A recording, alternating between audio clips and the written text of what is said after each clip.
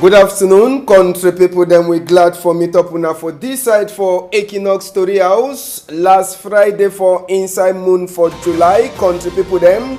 Story for this afternoon for we strong number them. We go talk for now. Palava for rice, sabi say as we rain it dey fall, na so people them too for that side for rice for Bonaberi. They dey hear bad for Sika say all water rain it dey turn up na for one place. We go talk that chapter this afternoon. Na so too we go take una, we take waka where we dey go for that side for Nanga Eboko, where we dey pass for Bibey. Sabi say the people them say they dey hear bad for Sika Palava road where them no get. I be talk this Palava for Bafia say where they no get water. We be church so na small half wave tap dey come out. Who side the people them for inside that quarter where they dey drink water, who side they dey carry water they dey drink and one way they dey wash. This afternoon we go continue that story for chapter for Bafia where they no get water for drink. Now so too we go take una, we go for Boyam. Sabi say Ngomna Talkman Emmanuel Rene Sadi he don't come up book on top Palava wey be happen for that side so from Gata for Boyam. According to book where Emmanuel Rene Sadi is sign, he talk say this home now two soldier them or two water them they be get caught for that Palava. Them 43 inside that people them from Gata they be get caught inside the 43 23 they be take them go one time for hospital. Then two or one person where he own case be dey serious they don't carry him go to for hospital say make they take look at it. All the one we go talk for now. Chapter 2 for this afternoon. Newspaper the day for week before. We get the Guardian Post, the Post Weekender, and even the Green Reporter where we go talk inside Palava 2 person wey don lost. We go bring up for now for this afternoon. Big part talk e dey tell we man na dey say big part talk person wey e come kongosai other person for you na so he go kongosai you for another person. Yes, person wey e come kongosai other person for you na so the same person e go carry your name e kongosai for another one. Na on Etuge Divine for that side so for Isokolo for Limbe. Now he send we big part talk for this afternoon. I dey turn back small time.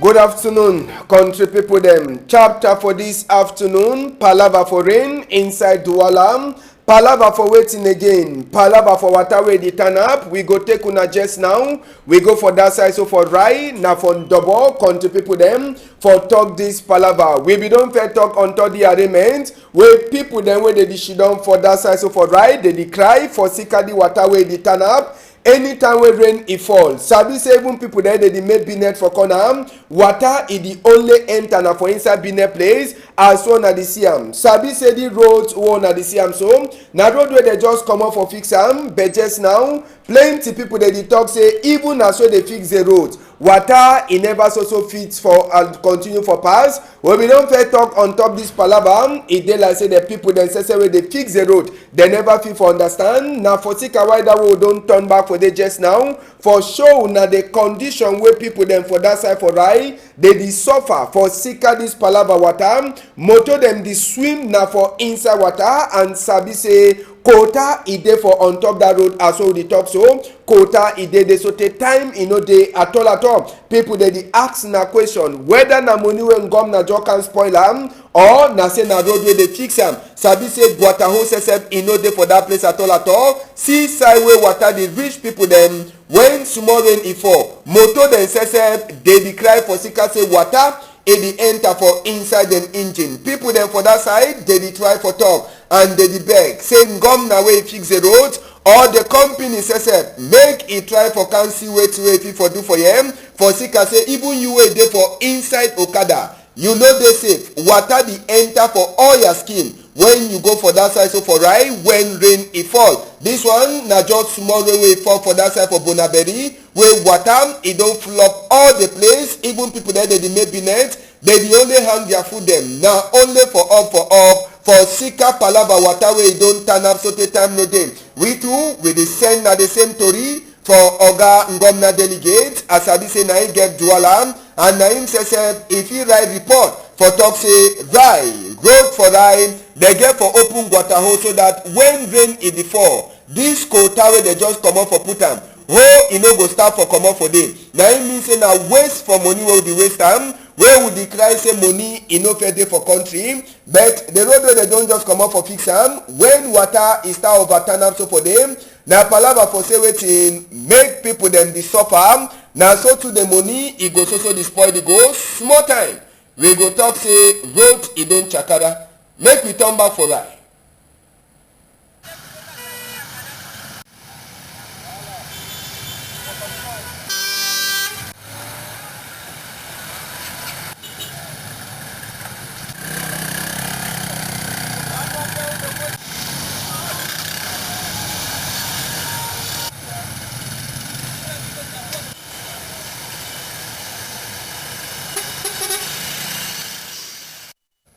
Na right that for place wey dem call am say Douala, Cameroon, na for Bonaberi. E dey na for under Douala 4 subdivision. Aso una sabi. Aso we talk chapter for road. Wey if you take una waka am, we dey waka na for inside bush. Sabi say the people dem for inside the place. For comot go Nanga Eboko for pass of the bay. Aso e dey pass for other small village like Kondom, Ngamba, even Indom, even for place wey dem call am say Loram. The road na for Lokmo. Yes, na the small road dem this way dey get for you for reach for Nanga Eboko or for reach for even place wey dem call am say the bay. The population dey suffer. I say they dey suffer. And just now they dey ask na question whether dem be part for Cameroon. Motor wey don go carry chop, motor don tight. They get for dig road. Even small bridge wey they get, the bridge to OH e don catch am. Motor no dey fit for pass. Small road too wey they get, pothole as we call am, this thing water hold dem, and even hold dem wey water e don turn am poto. All thing e no dey let people dem. Okada people dem na all time wey okada dey spoil for road. For sika say water dey enter for engine, e wash all oil wey dey for top chain, e make am okada say no dey fit for waka. Na just the kind of road dem so wey people dem for that side for comot for Nanga Eboko go for Bibei, they dey suffer. And they dey ask na question whether na say dem too dem no be part for Cameroon. They dey ask na question whether dem no be part for Cameroon. When we see all the kind of thing dem, na for say wetin make ngom na too e try for do something. Work e dey plenty, no sit down for air condition office. You talk say you dey work e dey plenty. I say work e dey plenty. Na for palava for all man for shiny eye. People dem wey dey get for work make dem enter for carry the work, whether na for Ngamba Ndumo, whether na for which of the village dem. Na so people dey suffer just now. As well rain e dey fall sef now so. For motor dem for pass, even okada na for forget. Dem say okada people dem just now, dem money wey dem dey take am for go for short distance na around that kind of 10,000. For comot for Nanga Eboko, you go for Bibei. You pass for village dem like Nkondom, Gamba Ndom, as we don see am, and even Lora. All the people dem so dey get na the same suffer. Road e no dey. God e don bless them with the chop, but road e no dey for motor for pass or even okada for pass. For sika say road e nickname na kenekene.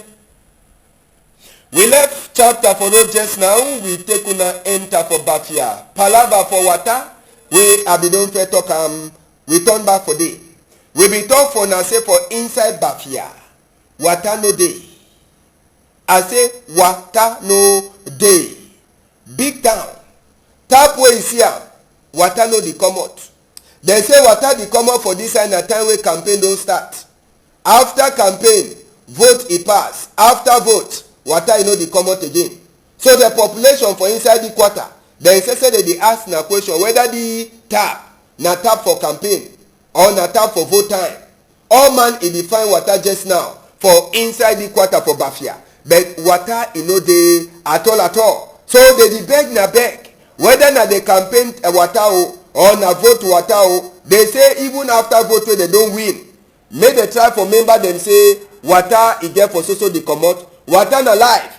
If you no give people dem water, then you come back after time for vote, you come for come make campaign. How many people dem go vote you? I say how many people dem go vote you? Question wey me I dey ask for people dem dey go make campaign, whether na which kind of party whether na party for chair or na party wey no sit down for chair. When una go make campaign, with empty mouth. I go. After campaign, no nothing, no the show. Palava for Bafia, dem dey suffer. I say wetin, dem dey suffer. Make we see side wey dey drink their water just now inside the quarter. Water wey dey drink am e dey comot na for well. Make we enter for inside this other chapter. I say the water wey dey drink na for well. Na for well wey dey carry water for drink, water dey take wash clothes, water wey dey take wash skin, water wey dey use am for all things. See color for water. And all people dem for there, you must to sabi for drag water. If you no sabi for drag water, forget. Small pikin na so e dey grow, e don already sabi for drag water for where. Na so e go get power, ngum go dey for his skin fine. For sika palava say wetin, water e no dey for say make dey take look out dem skin. So dem too dey beg. Na say they don suffer for the drink the kind of water. This water e dey give dem sick plenty. So they dey only beg na beg. They dey beg na beg say make governor e try for member dem say make the water e no be na that kind of water wey e go come na only time wey campaign e dey or time wey vote e dey. After that time, water e don go, they turn back for well. So them too dey beg. They don tire for the drink the kind of dirty water. One of the development goal dem e dey na say wetin, make people dem get even small clean water for drinker. No be na the kind of dirty water wey people dey drink am for inside well. Carry am cook chop, carry am wash skin, carry am wash clothes, all thing inside well. That one, they don tire. Dem don tire. We go take una just now, we enter for different chapter country people dem. We go take una comot for this chapter for water wey people dem for that side, so for Bafia dey suffer. We go for that side for Boya. Sabi say after wey fire be catch for Boya, popcorn, people dey be here and so tey mimbo sour for dem up. For that side for class quarters. Governor Tokman, Emmanuel Rene Sadi, e don sign book for talk to wey e happen to for that side for Boya. Even as wey e no be dey present, they don write and report send am for Yawinde. And according to book wey Emmanuel Rene Sadi sign on top this palava for confusion wey e happen for Ngata for Boya, that e talk say true gun e be hala, pap e be hala, you understand?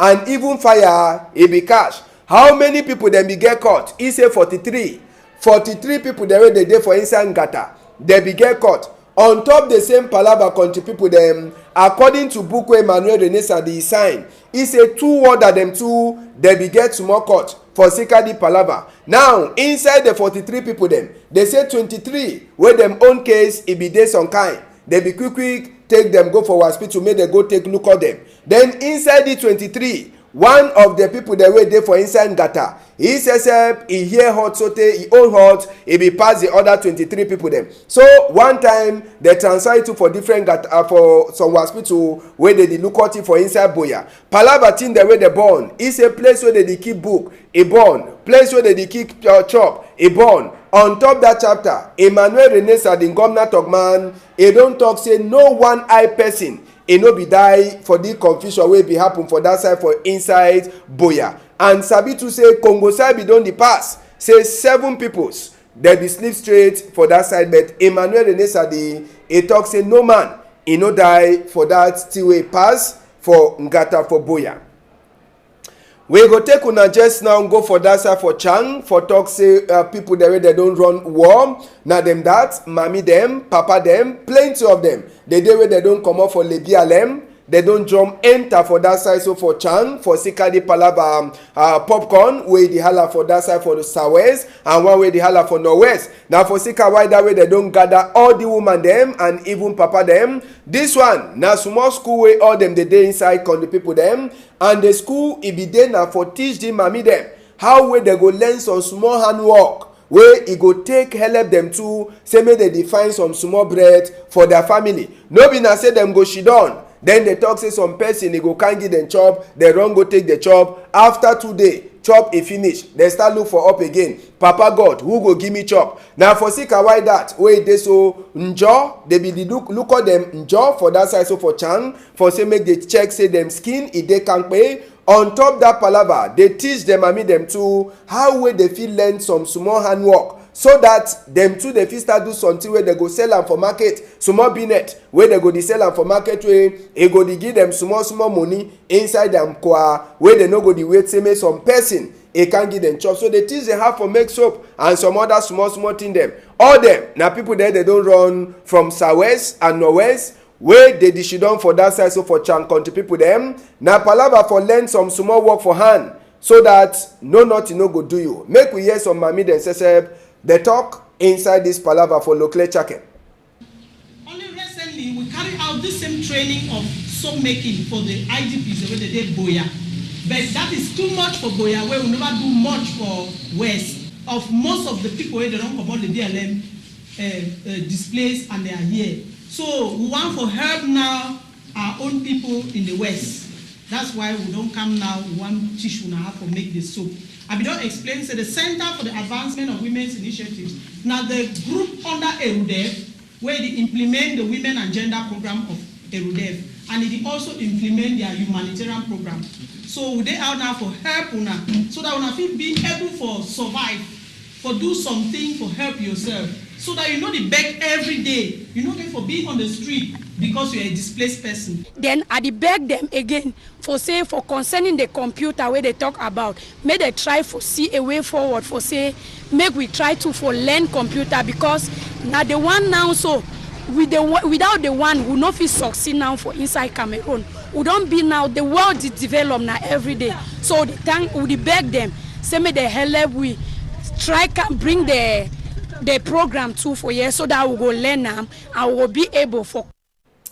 Yes, we left that chapter. We take on for inside Fako division for Limbe for talk say people the way they look out as we walk. It happen, and work where they don't give and where they don't pay on top. It happen. They be shidon for that side. So for Limbe for see as we walk for on top road, or for some kind other small work them where they make them for inside town. It don't happen. Sabi say for Sika this palava for Norway and Southwest, plenty work them. It never happen as we get for pass. So now for Sika why that we honorable then say they can shidon for that side. So for Limbe for try for check them sense whether thing they don't happen according to Tori where they talk say even as well the palava for Norway and Southwest it don't work, it don't the be plenty, say plenty of the work them they never pass, but the talk say 2019 it better pass 2018 where they so nothing no be happen for that side. All the people the way they talk, they try for talk say even as well a palava no them wahala day for country, they go see as well they go so continue for the follow up for say any work where they don't give them for all side thing they get for happen. So it be concerned that people there they follow up on top work the way they don't give them for people the way they shidon for that side. So for inside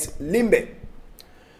Another chapter we take una go for village where they call them say Bosenge, bet for back where they land, they call them now Bosenge village. They tell we say village one at this year now we place people that she don't one now village where plenty people them they be don't run come out for outside the village for Sika say development it no be there for that side. But since where they put for chair third class chief Moka Emmanuel for on top chair, after where people they be don't abandon the house, they don't abandon even land. Now where the new chief says just now it don't the try for see as well the beg he own village people they they day for outside say make they can be housing for village, make them no fear. Now people the way they sabi for farm plenty, chop it they plenty, corn plenty, ground if at a certain time no day. Only thing road for enter village e no dey just now, but the good thing for the village now say even as we light e no be dey light e don't turn back. Now house and that way people they don't run come out for the village for Sika say development no be there, and even other small thing them. So Chief Moka Emmanuel where the job put it for churches now, he don't try for see as we go develop, he don't bring water for village for say make village people then to they drink some more better water where he come out for tap. On top the same thing light too it don't enter for village, so the beg na own village people they make they come for see as well they go help even open the road, maybe they quota them so that village where they call them say Wasengem it go be in a place where all man it go live for be so you wait then for Wasengem where you don't run come out go be some house for this, so that village it go the go now only for before. Make we hear wait to wait some people them for inside that village they talk for Davidson Maimo. This place be the way no chief, so take all the country one car enter here because no man will be there for your way. It be look at the place because the place be just be like say No money in town. No man plan. No man plan, so I'll be very happy, plenty. We come for here, the place has been a black bush. So as I put my new chief, all things it been nice to me. I'm very happy, past happiness. Lights, water. Now if you fix them a road again, that is all. So I'm very happy, more than happiness. So I tell you, like any one of them, for my brother them, but when they for outside, they try for come back home. They come back home. Because if they come back home, the place don't develop, no mean a different money place. My papa them say they don't die, they cry them, say they come back home. So we need all them. Chief for inside that village, Wosenge village, they call in Chief Moka Emmanuel. Waiting get for talk, he to talk for Davidson Maimu. Be very happy because I get a strong traditional council. If na me one, I know if you do am. The traditional council we put them in place. It dey work hand in glove with me. We don't put water for village. We don't struggle put a street light and light. The village shine for night. It means the village get for grow. We dey call other villagers them whether they in and out of Cameroon.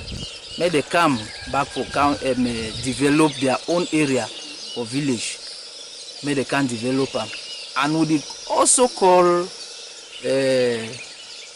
council for Boya, make it come for our aid or help with, especially like the project we will get them or put our own community hall in place. May they come for help with. And even if you look for the road, now we self with the struggle for fix the road. May they come help with for fix with the road and even broke with streets. Chief Moka Emmanuel for Wosenge village for Limbe. He finished story for this afternoon. Waiting newspaper they get for Tokam. Make we look wait where the guidance post. Where if they outside this afternoon he talk for we inside the guidance post. They tell we say now which he don't enter just now for that side. So for CPDM for Southwest as well they talk. Head boy them or the CPDM Southwest early them just now. They don't come out. It came a particular name for list for people that they day for back. Kunkuma, according to Tiwe, the guidance post, he talk for we. So for inside the guidance post, they tell we, as we Grand Tango, Minister for Territorial Administration, SSF, he don't send another warning again for people that they want bring confusion for inside we country. Wait till you sabi about a man where the first Anglophone general, where he don't sleep straight, all that one them so, if you read them, inside the guidance post, where they for inside the guidance post, so they tell we, Palava, Atori people that they write now only for newspaper way just now. They see the thing them koro Palava say Anglophone then just now. They go fit stay where they no get they no learn book again. If this Palava for Norway and Southwest, it continue. Other to read them, you fit for read them inside the guidance post where it day outside this sun time. We enter for the post weekend that 2 a day for outside inside the post weekend. They tell we as well General Rene Claude Maker. He don't talk say all Amber boy them. They go finish with them. Now for which time we talk the talk, if you read them for the post weekend to the tell we as well US Congress people them too, they don't talk say just now. They only medicine way go help Cameroon for turn up again. Now federalism and for say make Nkunkumam, he left all people there they don't catch them put them from Gata, even one the way they don't kidnap them. You go read to a consign this palava confusion way happen from Gata them for country, Kondengi and Boya. For that side for Boya, the post weekend that talk for we say people them die plenty. Now so to the terry for Kondengi side. Now 300 people then they don't lost for inside prison. Amnesty International, it don't vex plenty with Ngomna for Sika the way it look out people the way they day for inside Gata. Plenty other to read them, you go read them for the post weekend where it day outside the Green Reporter. Now some other one will look for inside the Green Reporter they tell we as we Cameroon just now it don't take na green energy for see as we they go help make this sick way it the worry without the one breathe it no go go dey again. The Green Reporter too, he enter small for inside politics for talk say wetin. Christian Cardinal Tumi too, he don't join for back people the way they dey so. Then the one time say make school turn back for Norway and Southwest. You feel read tori to consign this Cameroon English tori people them. One the way they write newspaper where they don't talk, say make picking them turn back for school for September 2019 for say make thing them turn back to normal. Other tori the day where the Green Reporter where they outside, a carry am for his skin this afternoon. We go take just now this announce where it did for we before. We go take this announce where it did for we before. Now some mommy where don't lost. The mommy name they call it na Penangio Erin, Penangio Regine. They say come up for house for number 18 day for this moon around 5 o'clock for sometime. It is done for Bonaberry for Grand Anga block 4.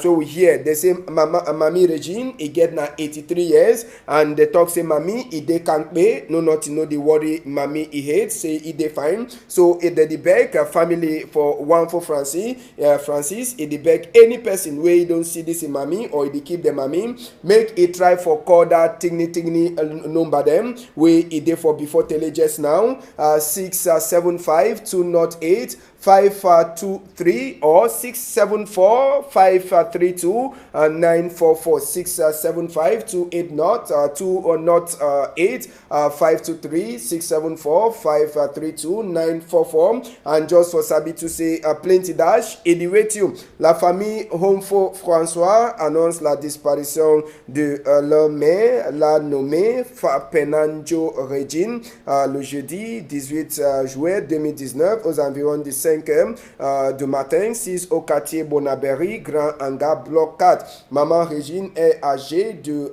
83 ans et jouit parfaitement de toutes ses facultés physiques et mentales. La famille prie toute personne qui hébergerait Maman Régine de bien vouloir la contacter sur le numéro que vous voyez sur l'écran maintenant, 675 208 523 674 532 944 contre une très forte récompense. Tori for this afternoon, we don't finish with the talk say PIDGIN news debate. It come tomorrow. You don't miss the major Tori them for inside this week, Monday to Friday. We go turn back for some of them, particularly this chapter for Ngata where it caused confusion. We go talk plenty on top that one, plus other small Tori them. Now 12:30 would they ever meet up for PIDGIN news debate for Saturday? 12:30 so 1 o'clock, and people there they miss them. They feel also catch up for Sunday for 8:30 for morning time. Before we come out, once happy birthday for Chineye Virtues. He don't get another 1 year again to them. We dey talk happy birthday for you, Chineye Virtues. Just now, I want to say thank you for Cedric Shuna, as they call him. Now he make a really see me for outside. And François Boyom, we get Malice. We did two for one side. We make a look me for Facebook Live after for YouTube. Nadine, now I don't descend with the image where you see him for outside. Thank you plenty. We go meet up for 12:30 for Saturday. On our tight.